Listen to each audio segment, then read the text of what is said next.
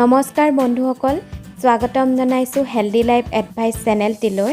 ভিডিঅ'টো ষ্টাৰ্ট হোৱাৰ আগতে প্লিজ এই চেনেলটো সাবস্ক্ৰাইব কৰি দিব আৰু লগতে থকা বেল আইকনটো দবাই দিব। ভাৰতবৰ্ষত মাৰ্চ মাহৰ পৰা জুন মাহলৈকে সামাৰ সিজন পৰে। ইয়াৰ ভিতৰত মে আৰু জুন মাহত গৰমৰ প্ৰকোপ আটাইতকৈ বেছি। গৰমৰ দিনকেইটা অহা মানে বিভিন্ন ধৰণৰ বেমাৰ আজাৰৰ লগতে অহা। বিশেষকৈ গৰমৰ দিনকেইটাত ফুড পয়জনিং, হিট ষ্ট্ৰোক, বসন্ত ৰোগ, টাইফয়েড, কোষ্ঠকাঠিন্য, এচিডিটি, ছানবাৰ্ণ, জণ্ডিছ আদি ৰোগে দেখা দিয়ে। গতিকে গৰমৰ দিনকেইটাত নিজৰ হেল্থৰ কেয়াৰ লোৱাটো অতি প্ৰয়োজন। গৰমৰ দিনকেইটা দুপৰীয়া 12 বজাৰ পৰা 4 বজালৈকে বাহিৰলৈ ওলাব নালাগে। কিন্তু সকলোৰে বাবে ই সম্ভৱ নহয়। কাম থাকিলে মানুহ বাহিৰলৈ ওলাবই লাগিব। যদিহে কামৰ বাবে ঘৰৰ পৰা এই সময়ছোৱাত ওলাবলগীয়া হয়, তেন্তে গোটেই শৰীৰ ঢাক খোৱা কাপোৰ পৰিধান কৰিব লাগে।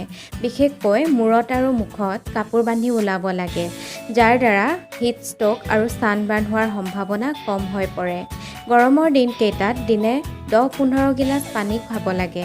ই শৰীৰক ডিহাইড্ৰেট কৰি ৰাখে। গৰমৰ দিনত আমাৰ শৰীৰৰ পৰা যথেষ্ট পৰিমাণে ঘাম ওলায়, ফলত শৰীৰৰ পানীৰ পৰিমাণ কমি যায়। সেয়ে দৈনিক 10-15 গিলাচ পানী খোৱাটো অতি প্ৰয়োজন।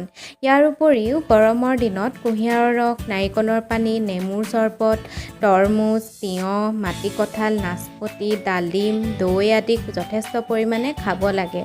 কাৰণ এইবোৰত পানীৰ পৰিমাণ বেছি থাকে বাবে আপোনাৰ শৰীৰক ই ডিহাইড্ৰেট কৰি ৰখাত সহায় কৰে। গৰমৰ দিনকেইটাত সদায় লঘু আহাৰ গ্ৰহণ কৰিব লাগে। বেছি তেলত ভজা, জ্বলা পোৰা, junk food, fast food, non veg আদি খাদ্য খোৱাৰ পৰা বিৰত থকাই ভাল। কাৰণ এনেধৰণৰ খাদ্যই শৰীৰৰ উষ্ণতা বা বডি টেম্পাৰেচাৰ বঢ়ায়, যাৰ ফলত হিট ষ্ট্ৰোক, এচিডিটি, কোষ্ঠকাঠিন্য আদি ৰোগ হয়। গৰমৰ ছিজনটোত ছালখনৰ আটাইতকৈ বেছি অপকাৰ হয়। ছানবাৰ্ণৰ পৰা বাচিবলৈ ছানস্ক্ৰীম ব্যৱহাৰ কৰিব লাগে, যিয়ে ছালৰ আৰ্দ্ৰতা বজাই ৰখাত সহায় কৰে। আজিৰ ভিডিঅ'টো ইমানতে সামৰণি মাৰিছোঁ। যদিহে ভিডিঅ'টো চাই ভাল পালে তেন্তে please like, comment and share কৰিব আৰু লগতে এই চেনেলটো ছাবস্ক্ৰাইব কৰি দিব।